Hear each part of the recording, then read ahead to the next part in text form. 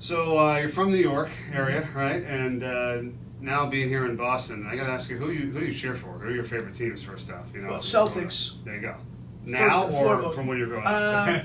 Really now because we're so close to them. We see so much about them, and those guys have been really nice to me and our program. So, but I'm such a big fan of what they do.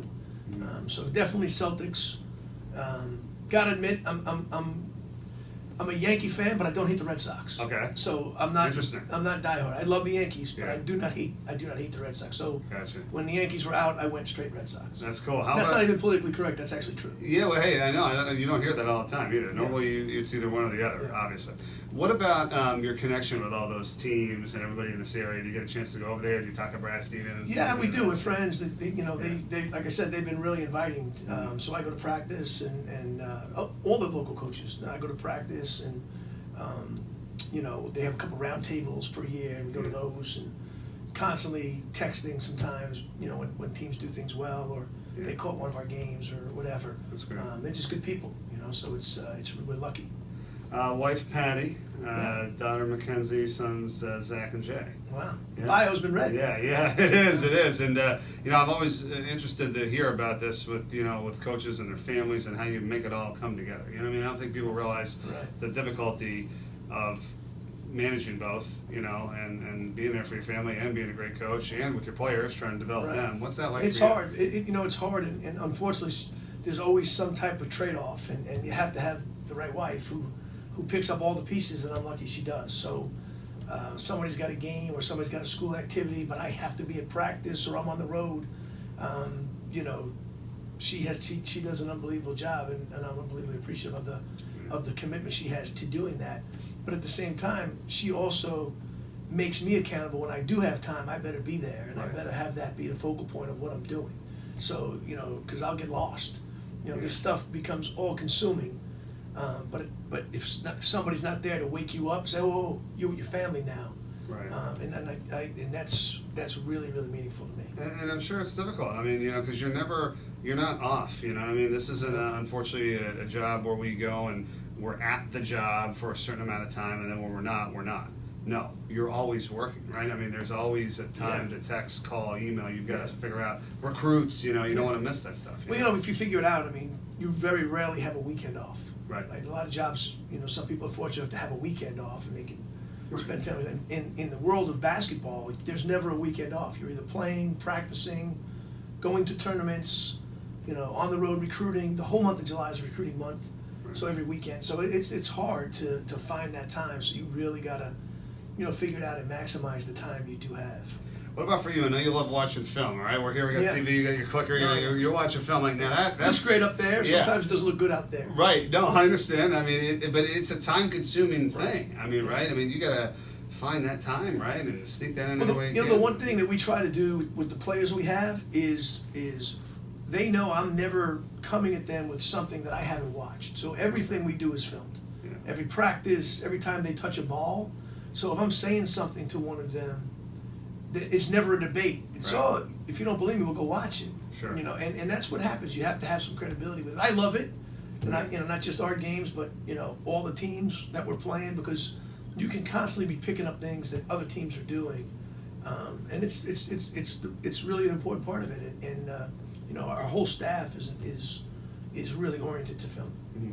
How about you were talking about the off season? How there's really no off season, if you will. But when you're not coaching basketball or when you're with your family, what are some of the fun things that you like to do whenever you do have that kind of time? What do you guys do? Well, I have two boys, 9 and 12, so Yeah. it kind of limits some of the stuff you do. Yeah. But we have 2 dogs, so it's usually something around all of that. Okay. Unfortunately this summer I had my knee replaced, so there was That's no right. fun. Yeah. What happened there? They got sick of me at the house because I was laid up for about 6 weeks. Wow. And they got sick of me, so they wanted me to get back out of the house because they weren't used to. I was ruining their routine. Yeah. But there's always something family oriented that we'll do, and whatever it might be. Do you play golf a little bit, I heard, or then that's Very always little tough, bit, right? yeah. How do you I'm find awful. 6 hours of Matter time? of fact, the last time I played with Ed Cooley. That was the last Oh, time I really? played. Yeah, Okay. we played at a golf club up here with a mutual friend and had a great Nice. time. And Nice. He's a good golfer, and I'm not. So. Well, what about your connections with all the coaches in this whole industry? I mean, I'm sure there's some that want to be close to the vest, that don't want to give out stuff, and then there's some you really have a great relationship with. I mean, what is it like, I college mean, basketball? This is my 28th year, my 17th year as a head coach. The Yeah. one thing you know is there are no secrets out here. There are no, Okay. there are no reinventions of the wheel and so I love to share stuff. I love to constantly pick people's brains, and I think everybody's like that. I think everybody understands the business and how hard it is. And so I think that's one of the best parts of it, is that this becomes a fraternity that shares, a fraternity that, you know, competes like crazy. But then you see guys in the summer, and it's a mutual respect, and especially if you had to prepare for somebody's team. And you're like, man, they're really good at this. They're really good at this. I wish we could get better at whatever that might be. And ask them, and they will do it. They'll talk about it. Not only non-conference opponents, but in conference. You know what I mean? We'll talk a lot.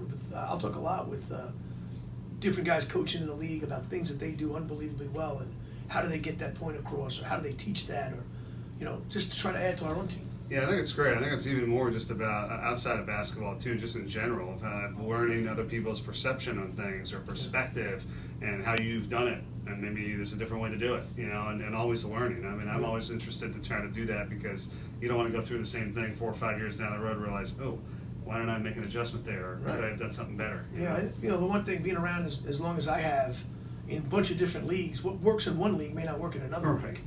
You know, so the way that, you know, my teams played earlier when I was at Kent State and TCU, Ohio, we play totally different now, because it's we got to give ourselves the best chance we can competing against the people we're competing against now. Hey, last thing, is there any superstitions you have, things you always like to do, favorite place you're always going to here on campus or in the area? What do you do? Where do you go? You're in my favorite place. Okay, yeah, your doing my office, favorite right. thing. This is your sanctuary. With Mike here. LaPrima, one of my favorite people. So I mean, it Absolutely. doesn't get any better than this. So not really. I'm not really that type of person. I take a lot of abuse for not wearing a tie. It's not. I just get uncomfortable out there. It's hot. I'm with you. I'm a pacer, so it's Yeah. you know, tie is it's just restrictive. Right. So I'm just trying to do what I do. Eliminate the restrictions. Yeah. Absolutely. Hey, look, congrats on all the stuff you've done here and you've achieved. It's fun watching this team play. I'm looking forward to this season. All the best to you guys. Appreciate it. Thank you. All right, thanks, Coach.